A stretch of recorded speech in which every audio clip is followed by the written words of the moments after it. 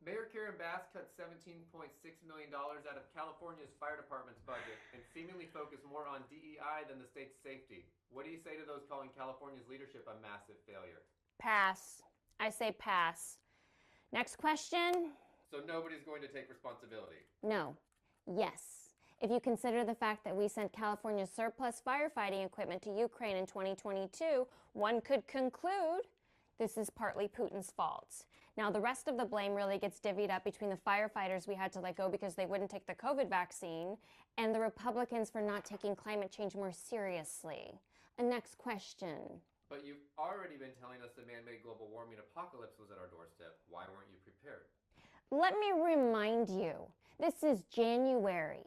January comes after December and before February. Celebrity birthdays include Diane Keaton, January Jones. Interestingly enough, Carrie Ann Inaba of Dancing with the Stars. We are in the Capricorn zodiac right now, which is both goat and earth sign, and the earth has spoken, and do you know what she's said?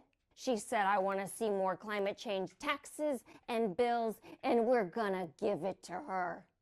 I'm so sorry. I have run out of time. Thank you. On here. Welcome to the Jimmy Dore Show, everybody. Keaton Weiss and Russell Dobular in for Jimmy through Monday. We've been talking quite a bit, of course, about the devastating fires in Los Angeles and the lack of government preparedness in the run-up to the fires and, of course, the response to the fires. An angry resident caught up with Gavin Newsom. Holy smokes, says Johnny Maga. L.A. woman runs up to confront Gavin Newsom about his failures, asks him why her daughter's school burned down and why the hydrants didn't have any water. He deflects every question and tells her his many calls to Biden aren't going through. Yes, that's correct. This is quite the piece of video here. Not a second. Governor, I live here, Governor. That was my daughter's school, Governor. Please tell me what you're going to do. I'm not going to hurt him, I promise. Literally. Well, thanks for wearing a mask, but could you stand back a few more feet? I would appreciate that. You know, you're respecting the masking, but not the social distancing. Governor, please tell me what you're going to do. I'm not going to hurt him, I promise. I'm literally talking to the president right now. I'm literally making a reservation at the French Laundry. I mean, calling the president right now. Calling the president right now. I'm on it. I'm ordering pizzas for the entire neighborhood. How do you like yours? Yeah, how do you like yours? Vegan cheese, I assume. Is that the part of town we're in? Vegan cheese and what do they got? Cauliflower crust? Governor, please tell me what you're going to do. I'm not going to hurt him, I promise. I'm literally talking to the president right now to specifically answer the question of what we can do for you and your daughter. Can I hear it? Can I hear your call? Because I don't believe it. I'm sorry. There's literally, I've tried 5 times. That's why I'm walking around. He's an old man. He doesn't know how to answer the phone. Because it's not going through. So why? I have to get cell service. So let's playing get the watermelon let's get slicing it. I want to be game here on when the you call the Have you president. seen I the appreciate it. president I'm doing lately? Can you Yeah, imagine what it's like trying to get him to have a coherent conversation about a natural disaster? Yeah. That's the position Why? I'm in right now. Get cell service. So There's let's no get cell it. service. Let's get it. I want to be here when you call the president. I appreciate it. I'm doing that right now. And it's to immediately get reimbursements, individual assistance, and to help you. I'm devastated for you. I'm so sorry, especially for your daughter. I have 4 kids, losing the school. Everyone who went to school there, they lost their homes. They lost 2 homes because they were living in one and building another. Governor, please tell me, what are you going to do with the president right now? We're getting the resources to help rebuild. We're getting Why the was there no resources to do water it. in the hydrants, That's Governor? all that's all literally. Is it going to be different next time? It has to be. Has to Right. be. Of course. What are you going to do? I'm doing To everything fill the I can. hydrants. I would fill them up personally, you know that. I literally have. I would fill up the hydrants myself. I understand. But would you do that? I would do whatever I can. But you're not. I see do you know there's water dripping over there, Governor? There's water coming out there. You can use it. I appreciate it. I'm going to make the call to address everything I can right now, including making sure people I'd are like safe. to make sure you do. Can I have an opportunity to at least tell people you're doing what you're saying you're doing? Could somebody have a contact? Can I have your contact information? Right there. Love that. Yeah, I'm calling the Yeah, president. Can I gave talk her- to him? Well, they're not going through. Yeah. They're not going through. They gave her his personal number. Yeah, he's got my contact right there. Yeah, right. Yeah, exactly. I'm sure they put her in touch. Look, I don't mean to say, I don't say this jokingly. I don't say this as a quip or anything like that. But I don't know when next time is going to be. I mean, this is an apocalyptic fire. I mean, I don't know what the rebuild is going to be after this. I mean, it looks. I mean, there are no words. It looks like there's no more. I mean, the entire neighborhood's just every building on every block. How do you rebuild from that? Yeah, Like this is worse than Katrina. As you pointed out, Katrina, and because of a history of racism in the way that housing has traditionally been distributed in a lot of cities, the lower Ninth Ward, a very black area, got hit the hardest in Katrina because it was in the lowest lying, least protected area. This is a case with a fire. Fire doesn't respect any economic or class boundaries. There's no geographic element that's going to hold it back like that. So it's just ripping through everything.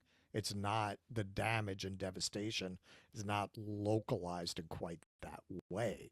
So yeah, like are they going to spend hundreds of billions of dollars rebuilding all this? And frankly, you already had outflow migration from California. Now, I would imagine that is going to greatly accelerate because you're going to have a lot of people leave the state. And who's going to come in? Who's going to come in when this is what could happen? So I think you're right.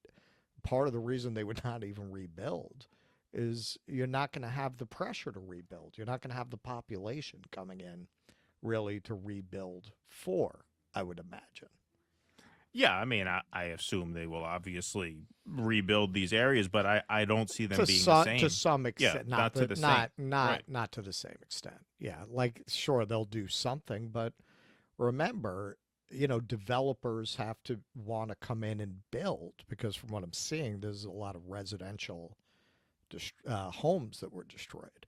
Well, yes. Who are they rebuilding those homes for? And what it's going to do to housing values, particularly when, there's a whole other element of it we were covering yesterday. Who's going to insure these homes? Who's going to insure it? Is the federal government going to become the insurer for all of Los Angeles? Because you're going to have a hard time getting State Farm to insure anything there. Yeah, well, absolutely. Absolutely. Individunity, that's a nice recap. I'm literally talking to the president. Can I listen? It's not going through. Yeah, absolutely. Yeah. Does he have T-Mobile? Said Mel, absolutely. Gavin Newsom's White House ambitions have gone up in flames. Yeah, we were talking about this on our show yesterday. Now, Russ has been very bearish on Newsom's presidential prospects anyway, even before these fires. But I do think this is really devastating for him. I think whatever ambitions he has moving forward are going to be checked by this, because this is not the kind of thing that's going to be out of people's minds in 4 years. Like I said, I don't think these neighborhoods are ever going to be what they were before these fires. I don't think they will build up back to what they were, which means that the legacy of this is permanent forever. I think that's my opinion. I know politically they're going to follow him at least 4 years. Yeah, I think running for president as governor of California is like running for greatest chef in the country as the head chef for Jack in the Box. Like, there is no way that this man was ever going to win the presidency. Now, there's no point to even trying. I'd be surprised if he tries. You never know with these egotistical narcissists, but why even bother? He'll just embarrass himself. I do think he'll try. I think absent this, whatever you felt his prospects were in a general election, I think absent this, he would have been the favorite for the nomination because I think he's the most politically talented of anyone that the Democrats would throw up. Now I don't even know if he's the favorite for the nomination because I don't know if the party leadership and their propaganda arms in the media, or even the rank and file Democrats at this point, who matter least to the party, of course. I don't know if they think he can win now, given this. Like, with this disaster on his hands in such recent memory, and I know it's 4 years from now, but like I said, I think this is going to stick with people forever. You know, I don't see how you even win the nomination at this point, because I don't think you are seen as a viable general election candidate at this point. I just don't see it. Yep. Which, I mean, you just talk about the prospects of this party just going down the drain all at once between Biden and Kamala. Now Obama's got no cachet left because of his remarks about how the brothers aren't going. I mean, just all of these people just tanked. I mean, the bottom just fell out of the entire party, which is a silver lining of sorts. Yeah, they absolutely did. They absolutely asked for it. All right, so the woman who approached Gavin Newsom mentioned the water shortage and how the fire hydrants had run out of water. Well, here's an article that just came out today, just this morning, dated January 10th, 8:39 a.m. Pacific time. Pacific Palisades Reservoir was offline and empty when firestorm exploded. This published in the Los Angeles Times this morning. A large reservoir in Pacific Palisades that is part of the Los Angeles water supply system was out of use when a ferocious wildfire destroyed thousands of homes and other structures nearby.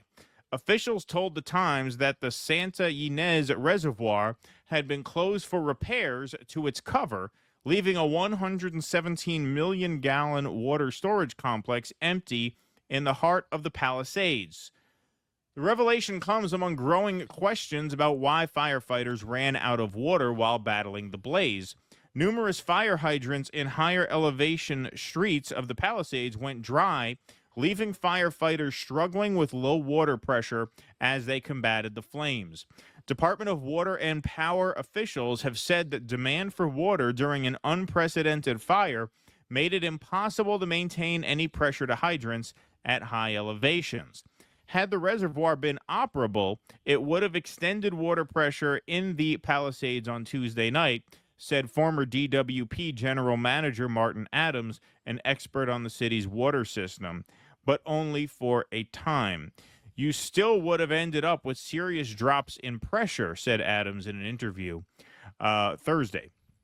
Would Santa Ynez Reservoir have helped? Yes, to some extent. Would it have saved the day? I don't think so. A DWP official acknowledged that the reservoir's absence likely contributed to some diminished pressure and dry hydrants in upper regions of the Palisades. However, a spokesperson for the utility said in a statement that DWP was still evaluating the effect of the reservoir being placed offline and that staffers were conducting root cause analysis. Quote, our primary focus is to provide water supply throughout the city, the DWP spokesperson said, adding, the system was never designed for a wildfire scenario that we are experiencing. It's unclear, when the reservoir first went offline. Adams said it had been out of service for a while due to a tear in the cover and that DWP's vast storage and supply infrastructure still provided water to residents without disruptions until this week. Water pressure in the Upper Palisades is sustained with 3 storage tanks which hold 1 million gallons each. The tanks, part of a network of more than 100 across the city, are located at successively higher elevations in the coastal hilly neighborhood, with water pumped up to the tanks, then flowing down by gravity to maintain pressure. By 3 a.m. Wednesday, all 3 tanks had gone dry. DWP Chief Executive Officer Janice Quinones said the tanks could not be refilled fast enough and that demand at lower elevations hampered the ability to pump water to tanks at higher elevations. In one case, DWT crews attempting to reroute water to refill a tank had to be evacuated, officials said. Quinones said 4 times the usual demand for water on the trunk line over a 15-hour period led to drops in water pressure. Had the Santa Ynez Reservoir been in use in that period, Adams estimated that demand might have been 3 times as high. So you're talking about a 25% increase. or decrease in excess demand, we should say. Water in the reservoir would have fed the firefighting equipment and helped the pump stations push water to the storage tanks. But the reservoir, quote, wouldn't have lasted forever and would not have been a fix-all, Adams said. Eventually, you would have gotten to the same place, he added. Adams cautioned that he was basing his assertion on a rough estimate and that he had not calculated the specific impact. Furious residents have pointed to the lack of water pressure as one factor contributing to the destruction of 5,300 homes and buildings in L.A., Santa Monica, and Malibu. Civic leaders like L.A. City Council member Tracy Park and developer Rick Caruso have pointed to the issue as a sign of poor infrastructure upkeep. Okay, so that came out, like we said, in the Los Angeles Times this morning. And I think there's no question that had you had this reservoir functioning, you would have had less of a strain on the system, which obviously you would think would have meant you would have mitigated the damage to an extent. This is in keeping with what I researched for the first couple days of this, really in preparation for Wednesday's show and for our show on our channel yesterday, which is that, there was obviously a failure of planning. There's obviously a failure to upkeep the proper sort of infrastructure. Like you need to have your reservoirs full and functioning during fire season, especially given this drought. Would that have, as the article said, saved the day? No, I don't think this is a situation like Katrina, where you could really argue that a portion of the city was sabotaged and neglected, which really accounted for all of the ruin that happened there. This is not quite that, to be fair, but we are seeing here that, look, if you are going to inhabit this part of the country with the second largest city in the country, if Los Angeles is to remain a place that, in an area that is vulnerable at this point to wildfires, as we've seen in the past few years, then yeah, you have a responsibility to be up on this shit more. When people talk about climate change as a culprit, climate change, whether that is or is not a culprit, is not really relevant to the governor of the state or to the mayor of the city, because they are not in a position, and I might argue no one is in a position at this point to change whatever course that's on. But certainly not the mayor of Los Angeles, not even the governor of California. What you are in charge of is a very large city in a very rich state, and you can do a better job of protecting people from fires, given, let's say that there is, obviously, I mean, let's just take it at face value. Okay, climate change is to blame. If you believe that, I would even grant you that for purposes of this argument. I wouldn't necessarily grant you that big picture, because as Russell said, it's sort of a cyclical thing in this part of the country. But let's say I grant you that. Okay, if you believe that, and you are a good Democrat, science-believing Los Angeles mayor and a good Democrat, science-believing governor, then shouldn't you be better prepared? Why is the fire department budget cut $18 million? If you're so hip to the dangers that climate change poses to your city and or your state, like, you have to at this point go into defense mode and protect the people from this as best you can. Yeah. I was talking when we covered it over the last couple of days about the tremendous water projects that they did to even make California as we know it possible, to allow all of this farming in that region, to allow these large populations in that region, required enormous engineering projects to bring enough water to do that. Now, in many ways, that was misguided because, again, 20th century was Goldilocks period in that region where the climate was unusually wet and conducive to human population, and now in many ways it's reverting to the mean. But beyond that, we're not the country that did that anymore. We're just not the country that built the Hoover Dam. We just don't have it together. We don't have, I gave a speech at Jose's event about Abasaya, about a sense of common purpose. It's a phrase in Arabic for a society having kind of sense of common identity and common objective. We just don't have that anymore. The society has just been hollowed out and eaten alive, I would argue, by a wholesale hijacking of the public good by oligarchy and a funneling of tax money to an increasingly rarefied tiny slice of the population, leaving very little left and leaving a damaged and broken society, leaving a people who no longer have Abasaya, who no longer have common purpose, unity of purpose, vision. I went to the Museum of, I think it's called Science and Industry in Chicago. Jimmy would know. And you look at the early space program portion, and it's all government. And then you get to the later part, it's SpaceX.